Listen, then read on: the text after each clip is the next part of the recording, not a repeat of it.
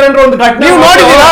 ಘಟನೆ ಓದ್ತಿ ಏನಿಲ್ಲ, ಪಹಲ್ಗಾಮ್ ಆಯ್ತು, ಸುಮ್ನೆ ನಾವು ಗಾಳಿಯಲ್ಲಿ ಗುಂಡ ನೀವು ನೋಡಿದೀರಾ? ಆಯ್ತು, ಪಹಲ್ಗಾಮ್ ಆಯ್ತು, ಡೆಲ್ಲಿ ಮೋದಿ ಒಬ್ರು ನೋಡಿ ನೈತಿಕ ಹೊಣೆ ಹೊತ್ತು ನಾನು ಹೇಳ್ತೀನಿ, ಮೋಸ ಆಗ್ತದೆ. ಬಿಹಾರದಲ್ಲಿ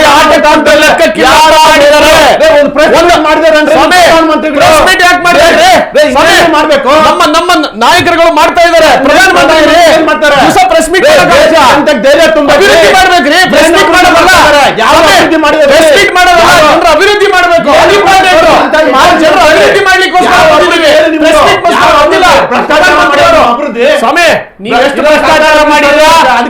ಎಷ್ಟು DPR ದಲ್ಲಿ ತಿಂದು ತೆಗಿದಿರ ಅಂತ ಎಲ್ಲ ಮಾಹಿತಿ ಇದೆ ಜನರಿಗೆ. ಮುಂದಿನ ನೋಡಿ, ನಿಮ್ಮ ಪಕ್ಷ 2004ರಿಂದ ಸಕ್ರಿಯವಾಗಿ ರಾಜಕಾರಣದ 10% ಓಟ್ ತಗೊಳ್ಳಿಕ್ಕಾಗಲಿಲ್ಲ ಬಿಹಾರದಲ್ಲಿ ಇವರಿಗೆ. ನೋಡಿ, 9 ವಿಧಾನಸಭಾ ಕ್ಷೇತ್ರ, 5 ಸಂಸದ ಕ್ಷೇತ್ರದಲ್ಲಿ 10% ಸೀಟ್ ಅಂತ ತಗೊಂಡಿದ್ದಾರೆ ಇವರು. ಯಾರು? ಕಾಂಗ್ರೆಸ್ನವರು. ಇವರು ಬಿಹಾರದಲ್ಲಿ ಇವತ್ತಿನ ದಿವಸ ಲೆಕ್ಕಿಲ್ಲ ಅಂತ ಒಂದೇ ಒಂದು ರಾಜ್ಯ, ಅದು ನಮ್ಮ ಕರ್ನಾಟಕ ರಾಜ್ಯದಲ್ಲಿದೆ. ಇವರು ಚುನಾವಣೆಯಲ್ಲಿ 100% ಇವ್ರು ಸೋಲ್ತಾರೆ, ಬಿಜೆಪಿ ಬರುತ್ತೆ ಅಷ್ಟೇ. ಅಧಿಕಾರ ಅಲ್ಲ, ಅಧಿಕಾರ ಹಿಡಿಯೋದೇ ಅಜೆಂಡಾ ನಿಮ್ದು.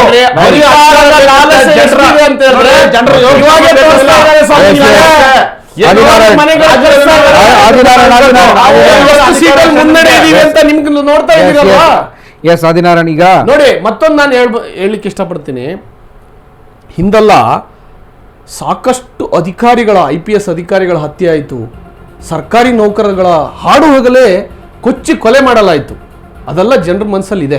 IAS ಅಧಿಕಾರಿಗಳನ್ನ ಹಾಡು ಹಗಲೇ ರೋಡ್ಗಳಲ್ಲಿ ಕೊಚ್ಚಿ ಬರ್ಬರವಾಗಿ ಕೊಲೆ ಮಾಡ್ತಾರೆ. ಅದಕ್ಕೆ ಅದನ್ನ ಜಂಗಲ್ ರಾಜ್ ಅಂತ, ಜಂಗಲ್ ರಾಜು. ಅದೇ ಇಂತಹ ಒಂದು ಇಲ್ಲಿ ಭ್ರಷ್ಟಾಚಾರದ ಎಷ್ಟರ ಮಟ್ಟಿಗೆ ಅಂತಂದ್ರೆ 100% ಭ್ರಷ್ಟಾಚಾರ ಇವರದ್ದು. 100% ಭ್ರಷ್ಟಾಚಾರವನ್ನ ಮಾಡದಂತಹ ಲಾಲು ಪ್ರಸಾದ್ ಏನು ಈಗೇನಾದ್ರೂ ಕಡಿಮೆ ಆಗಿದೆಯಾ? ನೋಡಿ, ನೋಡಿ ಭ್ರಷ್ಟಾಚಾರ ಯಾವುದೇ ರೀತಿಯಾಗಿ ಇಲ್ಲ. ನಿತೀಶ್ ಕುಮಾರ್ ಅವರ ಒಂದು ಆಡಳಿತದಲ್ಲಿ ಪಾರದರ್ಶಕತೆ ವ್ಯವಸ್ಥೆ ಇದೆ, ಪಾರದರ್ಶಕತೆಯಿಂದ ಆಡಳಿತ ಮಾಡ್ತಾ ಇದ್ದಾರೆ. ಅದರ ಪ್ರೇರೇಪಿತವಾಗಿ ಈ ರಿಸಲ್ಟ್ ಬರ್ತಾ ಇದೆ ಇವತ್ತಿನ ದಿವಸ. ಅದಕ್ಕೆ ಪ್ರೇರಣೆಯಾಗಿ ಇವತ್ತಿನ ದಿವಸ ಇಷ್ಟು ನೋಡಿ ಜನರ ಅಭಿಪ್ರಾಯ ಎಷ್ಟೇ ರಾಜಕೀಯ ಮಾಡಿದ್ರು, ನೋಡಿ ಎಷ್ಟೇ ರಾಜಕೀಯ ಮಾಡಿದ್ರು, ನಾವು ಬರೇ ಈಗ ಹೇಳಿದ್ರಲ್ಲ ಪ್ರೆಸ್ ಮೀಟ್ ಮಾಡೋದು. ನೋಡಿ, ನಾವು ಪ್ರೆಸ್ ಮೀಟ್ ಮಾಡ್ಲಿಕ್ಕಲ್ಲ ಬಿಜೆಪಿ ಬಂದಿರೋದು, ನಾವು ಅಭಿವೃದ್ಧಿ ಮಾಡ್ಲಿಕ್ಕೆ ಬಂದಿದೀವಿ ಅಂತ ಅಭಿವೃದ್ಧಿ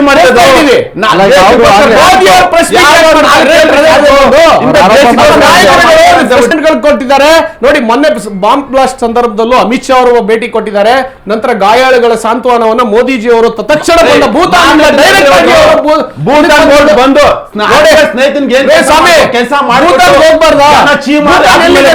ಭೂತಾನ್ ಎಲ್ಲಿದೆ ಹೇಳಿ ಸ್ವಾಮಿ?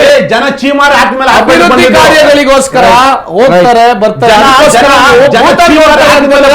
ನೀವು ರೈತರಿಗೋಸ್ಕರ ಎಷ್ಟು ರಿಯಾಕ್ಟ್ ಮಾಡಿದಿರಿ? ಮೊನ್ನೆ ನೀವು ರೈತರ ಹೋರಾಟ ಆಯ್ತಲ್ಲ,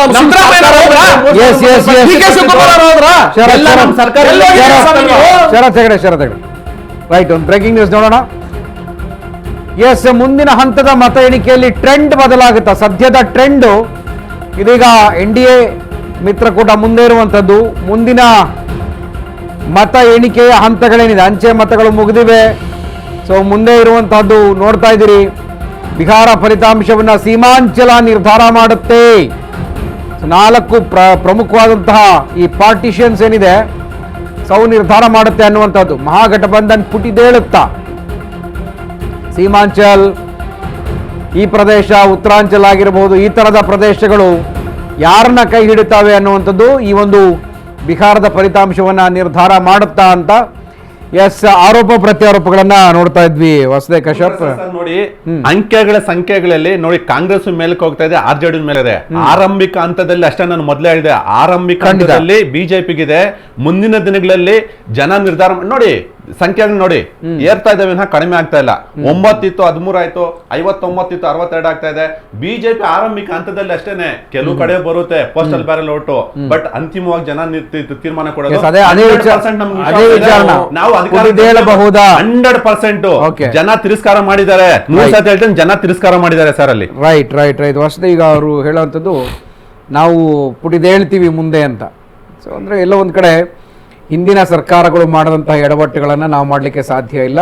ನಾವು ಅಭಿವೃದ್ಧಿ ಕೇಂದ್ರಿತವಾಗಿ ಘೋಷಣೆ ಮಾಡಿದ್ದೀವಿ ಸಾಕಷ್ಟು ವಿಚಾರಗಳನ್ನು, ಅದೇ ನಿಟ್ಟಿನಲ್ಲಿ ನಾವು ಹೋಗ್ತೀವಿ ಅಂತ. ಅಂದರೆ ಮತ್ತೊಮ್ಮೆ ನಮ್ಮ ಕೈ ಹಿಡಿದ್ರೆ ಆಗುತ್ತೆ ಅಂತ. ಇದು ಸಾಧ್ಯನಾ? ಕಾಂಗ್ರೆಸ್ನಲ್ಲಿ ಅಲ್ಲಿ ಏನು ಚುನಾವಣೆಗೆ ಸ್ಪರ್ಧೆ ಮಾಡಿದೆ, ಅವರು ಡಿಕ್ಲರೇಷನ್ ಆಫ್ ದಿ ಪರ್ಸನಾಲಿಟೀಸ್ ಇಲ್ವೇ ಇಲ್ವಲ್ಲ sir. Who is a minister, grand minister in the Congress? Number 1. Number 2, ಯಾರು ತೇಜಸ್ವಿ ಯಾದವ್, ಯಾರ ಮಗ, ಅವನ ಹಿನ್ನೆಲೆ ಏನು? ಜನಪಲ್ಲ ಅಷ್ಟು ಬೇಗ ಮರೆಯೋಕ್ಕಾಗಲ್ಲ. ಕೆಲವು ಗಾಯಗಳಿದೆಯಲ್ಲ, ಅಷ್ಟು ಬೇಗ ಮರೆಯೋಕ್ಕೆ ಹೋಗೋದೇ ಇಲ್ಲ. ಅದು whether is rule by BJP, rule by Congress, rule by JDS, ರಾಜಕಾರಣದಲ್ಲಿ ಎಲ್ಲವೂ ಸಾಧ್ಯ ಅಂತ. ಆಯ್ತಲ್ಲ, ಮರೆಯೋಕ್ಕಾಗಲ್ಲ. ಒಂದು ಈ ಎಲ್ಲಿ ಬರುತ್ತೆ ಪ್ರಶ್ನೆ ಹುಟ್ಟತ್ತಂತಂದರೆ, ಜನಗಳಿಗೆ ಎಲ್ಲೆಲ್ಲಿ ತಮ್ಗೆ ಅನುಕೂಲ ಸಿಂಧು ಸಿಗುತ್ತೆ ಅದು ಬದಲಾವಣೆ ಆಗ್ತಾರೆ.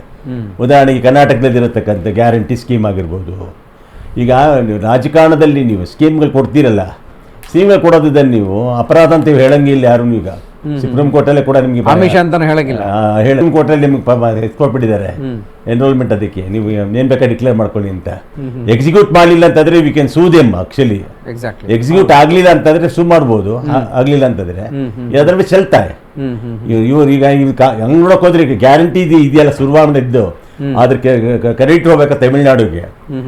ಈಗ ಅಟ್ಲೀಸ್ಟ್ ಬೇರೆ ಬೇರೆ ತರ ಕೊಡ್ತಾ ಇದ್ದಾರೆ. ಅವಾಗ ಟಿವಿ, ಫ್ರಿಡ್ಜು, DMK ಕೊಟ್ರೆ ಇವ್ರು ಕೊಟ್ಟರೆ DMK, ಲ್ಯಾಪ್ಟಾಪು ಎಲ್ಲ ಆ ಥರ ಬಂತಲ್ಲಿ. ನಾನು 2-3 ಪಾಯಿಂಟ್ಗಳು ಹೇಳ್ಬಿಡ್ತೀನಿ. ಯಾವುದು ನಮ್ಮ ಕಾಂಗ್ರೆಸ್ ವಕ್ತಾರದು ಏನು ಹೇಳಿದ್ರು ಅವರು ಅಂತಂದರೆ, ನರೇಂದ್ರ ಮೋದಿಯರವರು ಬರಲಿಲ್ಲ, ಬಾಂಬ್ ಬ್ಲಾಸ್ಟ್ ಸ್ಥಳಕ್ಕೆ ಬರಲಿಲ್ಲ, ಭೂತಾನ್ಗೆ ಹೋದ್ರು. ಈಗ ದೇಶದಲ್ಲಿ ನಡೀತಕ್ಕಂಥ ಯಾವುದೇ ಒಂದು ಅನಾಹುತಕಾರಿ ಆಗಿದೆ, ದೇಶದ ಸಮಗ್ರತೆ ವಿರುದ್ಧವಾದ, ಸಮಗ್ರತೆಗೆ ಸಂಬಂಧಪಟ್ಟ ಹಾಗೆ ಯಾವುದೇ ಥರದ ಒಂದು ವಿಸ್ಫೋಟಕ ಅದಾಗಿರ್ಬೋದು, ಅಥವಾ ದೇಶದ ಮೇಲೆ ಒಂದು ಅಟ್ಯಾಕ್ ಆಗಿರ್ಬೋದು, ವಿರೋಧ ಪಕ್ಷದವ್ರಿಗೆ ಪಾತ್ರ ಇಲ್ವಾ? ಅವ್ರೇನು ಬರಂಗಿಲ್ಲ. ಅವ್ರಿಗೆ ಎಲ್ಲಿ ಬೇಕಾದ್ರೂ ಕೂತ್ಕೊಂಡು ಎಲ್ಲಿ ಬೇಕಾದ್ರೂ ಇರ್ಬೋದು. ನಾವು ವಿರೋಧ ಪಕ್ಷದ ನಾಯಕ, ನನ್ನ ಡ್ಯೂಟಿ ಬರೀ ಇಷ್ಟು ಮಾತ್ರ ಹೇಳೋದು ಮಾತ್ರ ನನ್ನ ಡ್ಯೂಟಿ ಅಂತ ಹೇಳೋದು ಅಷ್ಟೇನಾ? ಅವ್ರು ಆಯ್ತು, ನರೇಂದ್ರ ಮೋದಿ ಬರಲಿಲ್ಲ ಬಿಡಿ, ಬರ್ಲಿಲ್ಲ, ರಾಜೀನಾಮೆ ಕೊಡ್ಲಿಲ್ಲ. ರಾಹುಲ್ ಗಾಂಧಿ ಯಾಕೆ ಹೋಗ್ಲಿಲ್ಲ? ಅವ್ರು ಹೋಗ್ಬೋದಾಯ್ತಲ್ವಾ sir?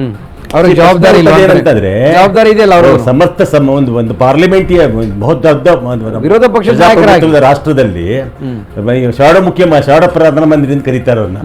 Is chief minister, is prime minister of ಇಂಡಿಯಾಗೆ ಶಾಡೋ ಪ್ರೈಮ್ ಮಿನಿಸ್ಟರ್. ಅವರೆಲ್ಲ ಹೋಗಿದ್ರು. ಇನ್ನು ಬರೀ ಬೇರೆ ಬೇರೆ ಕ್ಷೇತ್ರ ಸಂಬಂಧಪಟ್ಟಿದ್ದ ಹಾಗೆ ನೀವು ಅದನ್ನ ಇದು ಮಾಡ್ತಾರೆ. ಜೊತೆಗೆ ಆ ಕ್ರೈಮ್ ಅಕರೆನ್ಸಿ ಆಯ್ತಲ್ಲ, ಅದೇನೇ ಕ್ರೈಮ್ ಆಗಿರ್ಲಿ, ಅಕರೆನ್ಸಿ ಆಯ್ತಲ್ಲ, ಅವರೆಲ್ಲ ಅಮಾಯಕರ, ಶಾಂತಿ ದೂತರ? ಬರೀ ಕ್ರೈಮ್ ಅಷ್ಟೇ ಅಲ್ಲ, ಶಾಂತಿ ದೂತರ ಅವರು. ಅಮಾಯಕರ ಜೈಲಲ್ಲಿ ಇಲ್ಲ ಸರ್. ಆ ಭಯೋತ್ಪಾದನೆ ಕೇಸ್ 8 ಜನ ಜೈಲಲ್ಲಿ ಇಲ್ಲ. ಬೇಡ ಬಿಟ್ಬಿಡಿ ನೀವು. ಏನು ಇದು ಏನು ನಮ್ಮ ಶಾಂತಿ ಕದಡತಕ್ಕಂಥ ಶಾಂತಿ ಪುತ್ರರನ್ನ, ಶಾಂತಿ ದೂತರುಗಳಿಗೆ 8 ಜನಕ್ಕೆ ನಮ್ಮ ಕರ್ನಾಟಕ ಸರ್ಕಾರ ಅವ್ರನ್ನ ಮಾಫಿ ಮಾಡಿ ಅವ್ರಿಗೆ ಅವಕಾಶ ಕೊಡ್ತು. ನಿಜ ಜೀವನಕ್ಕೆ ಹೊಸ ಜೀವನಕ್ಕೆ ಬನ್ನಿ ಅಂತೇಳಿ. ಅದೇ ಥರ ತಾರತಮ್ಯ ಅದು. It is a question raises ಅಲ್ವಾ? ವಿರೋಧ ಪಕ್ಷದ ನಾಯಕರು ರಾಹುಲ್ ಗಾಂಧಿ ಎಲ್ಲಿ ಹೋಗಿದ್ರು ಆ ಟೈಮ್ನಲ್ಲಿ? ಇಂಡಿಯಾದಲ್ಲಿ ಇದ್ರ? ರೈಟ್. ಈಗ ಅತಿ ದೊಡ್ಡ ಪಕ್ಷವಾಗಿ ಹೊರಹೊಮ್ಮುವುದು ಯಾರು ಕುತೂಹಲ ಇದೆ. 101 ಸ್ಪರ್ಧಿಸಿದ್ದಂತ BJP 73ರಲ್ಲಿ ಮುನ್ನಡೆ, JDU 101 ಕ್ಷೇತ್ರದಲ್ಲಿ ಸ್ಪರ್ಧೆ ಮಾಡಿದೆ, ಅದರಲ್ಲಿ 69ರಲ್ಲಿ ಮುನ್ನಡೆ. ನೋಡಿ, ಅವ್ರ ಮಧ್ಯೆನೇ ಜಿದ್ದಾಜಿದ್ದಿ. ಈಗ NDA ಮಿತ್ರಕೂಟದಲ್ಲೇನೆ ಜಿದ್ದಾಜಿದ್ದಿ, ಯಾರು ಅತಿ ದೊಡ್ಡ ಪಕ್ಷವಾಗಿ ಹೊರಹೊಮ್ತಾರೆ.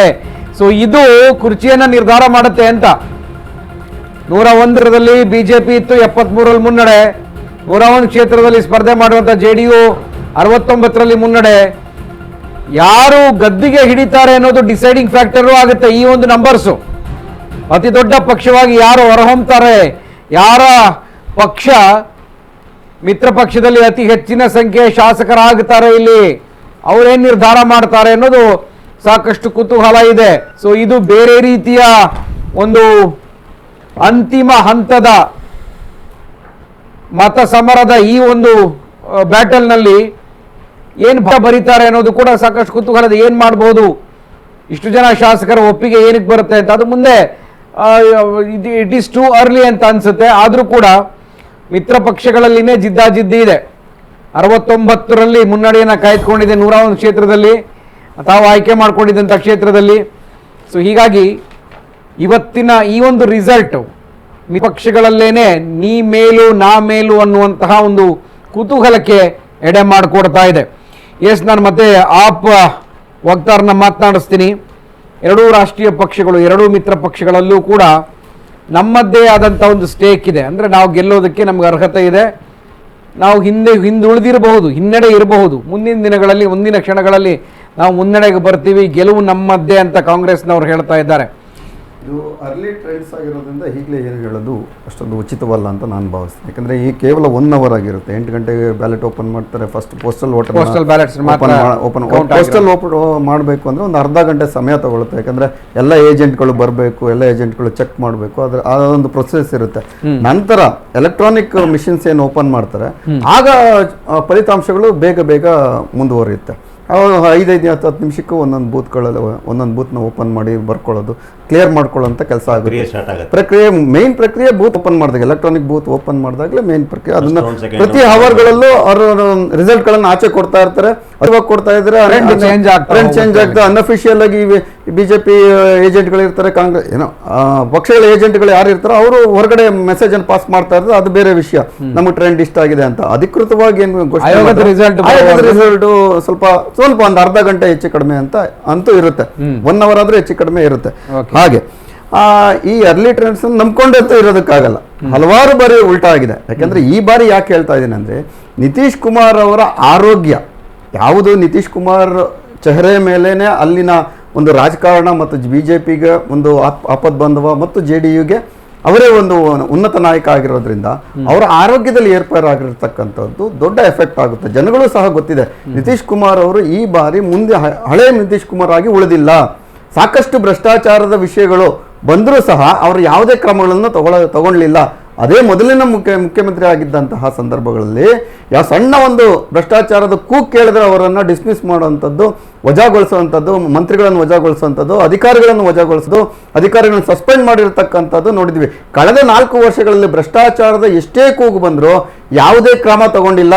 ಯಾಕಂದ್ರೆ ಎಲ್ಲಾ ಕ್ರಮಗಳಿಗೂ ಅಮಿತ್ ಶಾ ಮತ್ತು ಮೋದಿ ಅವರೇ ಅಲ್ಲಿ ಪ್ರಮುಖ ಪಾತ್ರವನ್ನು ವಹಿಸಿರ್ತಕ್ಕಂಥದ್ದು. ಸಾಮ್ರಾಟ್ ಚೌಧರಿ ಅವರೇ DCM ಆಗಿರೋದ್ರಿಂದ ಬಿಜೆಪಿಯಿಂದ ಸಾಮ್ರಾಟ್ ಚೌಧರಿ ಮಾತ್ರ ಕೆಲವು JDU ನಾಯಕರು ಸೇರ್ಕೊಂಡು ಅಧಿಕಾರವನ್ನು ನಡೆಸಿರ್ತಕ್ಕಂಥದ್ದು ಎಲ್ಲರಿಗೂ ಗೊತ್ತಿರತಕ್ಕಂಥದ್ದು.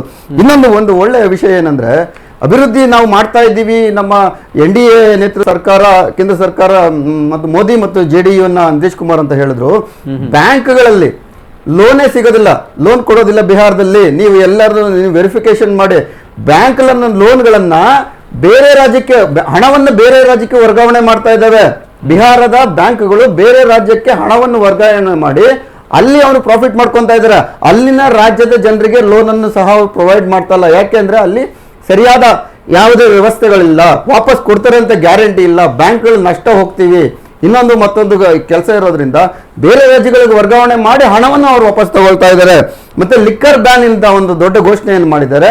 ಅದು ಒಳ್ಳೆಯ ಘೋಷಣೆನ. ಆದ್ರೆ ಲಿಕ್ಕರ್ ಬ್ಯಾನ್ ಆಗಿದೆಯಾ? ಕುಡಿಯೋರು ಬ್ಯಾನ್ ಆಗಿದ್ದಾರಾ? ಅದಾಗಿಲ್ಲ.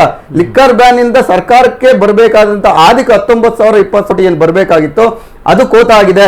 ಅದರಿಂದ ಅಭಿವೃದ್ಧಿ ಅವ್ರಿಗೆ ಕ್ಷೀಣ ಆಗುತ್ತೆ. ಪ್ರತಿ ಮನೆಯಲ್ಲೂ ಇವತ್ತು ಸಹ ಬಿಹಾರದಲ್ಲಿ ಎಣ್ಣೆ ಹೊಡಿತಾ ಇದ್ದಾರೆ. ಅಂದ್ರೆ